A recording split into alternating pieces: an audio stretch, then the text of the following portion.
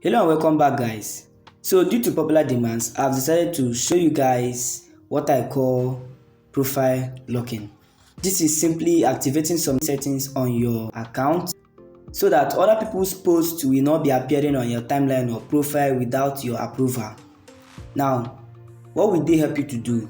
It will help to reduce distractions given to clients or people visiting your page. You get? So not when you send someone a link to view your designs or project over there, they'll be distracted.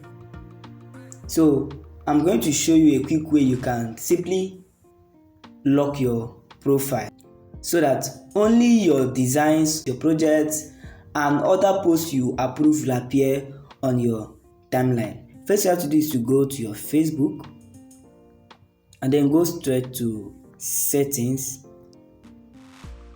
Then move down to settings and privacy. Go to settings.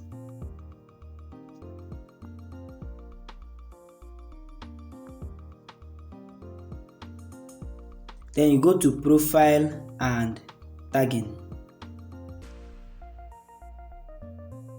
And then you can see the settings over here.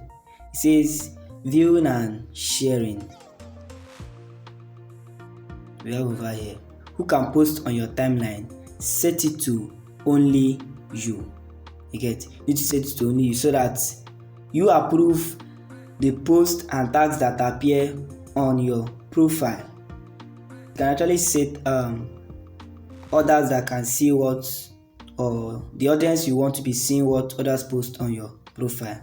Now this will help you control what you see on your profile. And then you go down. The second one says review what other people see on your timeline. So you can actually go here. So that's it, guys, so that your profile will look neat and not distracting clients when they visit your page, because I actually use my own account, especially my Instagram and Facebook, for my portfolio.